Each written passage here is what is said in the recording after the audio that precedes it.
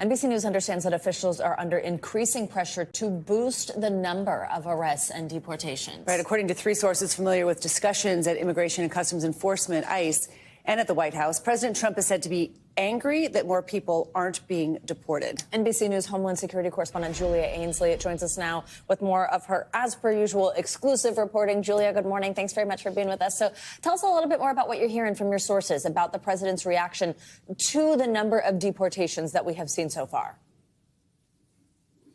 Yeah, this is something I've been hearing, and so is Christian Walker as well, who, of course, covers the White House.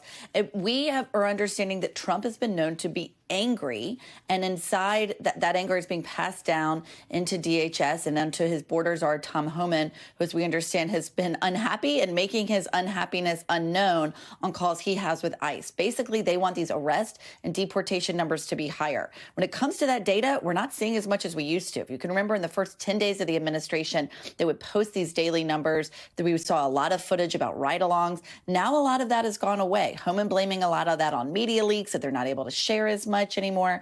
But in short, we understand that the over 1,000 a day that we used to see has dropped. And last week, about their highest day was just over 800. Just for context, to make good on Trump's inaugural promise of millions of deportations, in order to get 1 million people deported in a year, they would have to be arresting and deporting over 2,800 a day. They're not near that number, even with all the help of ATF, FBI, and DEA that we've seen. So this anger could be passed down now to ICE, as we understand, and we'll see what happens from there. We know they're starting to send more people to Guantanamo Bay, and they want to make more arrests. But in short, ICE is a cash-strapped agency. Julia, you've also got exclusive reporting on a controversial plan by the Trump administration to restart the detention of migrant families, including those with young children. What are you learning there? Now, this is a policy that was in place under the Obama administration and first Trump administration. Biden ended it. That's when you hold families, meaning adults with their children, 18 and under, in custody together, even very young children.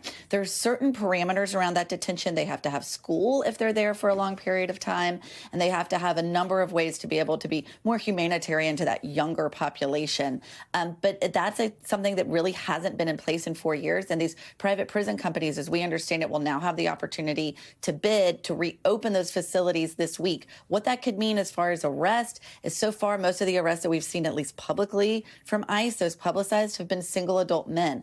This means we may start to see more children as part of those arrests. Julia, also, you spoke exclusively with Guatemala's president. This is about a recent agreement he made with President Trump to allow the U.S. to deport non-Guatemalans to his country. What did he have to say about that deal? Yeah, he said that they are going to be accepting more people, and also people who aren't even from Guatemala. I asked him why he'd want to make that deal. Take a listen. We agreed on the issue of migration, that we're going to be accepting a 40% increase in the number of flights of deportees. So why would you agree to take back migrants who aren't from Guatemala? Because they are not staying in Guatemala. Because they are going, this is part of their repatriation to other countries. And how will you be sure that they'll go to other countries? Will the U.S. help with that? Yes, because we discussed that the United States is going to be helping us in this process.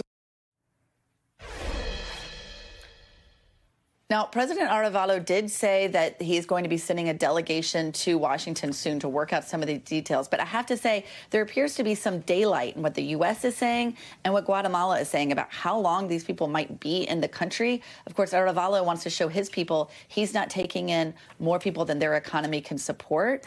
And it's unclear exactly how long those people will actually be allowed to stay in their country and how Guatemala would get them back to their home countries. All right, Julia Ainsley, fabulous reporting as always. Thanks for being with us.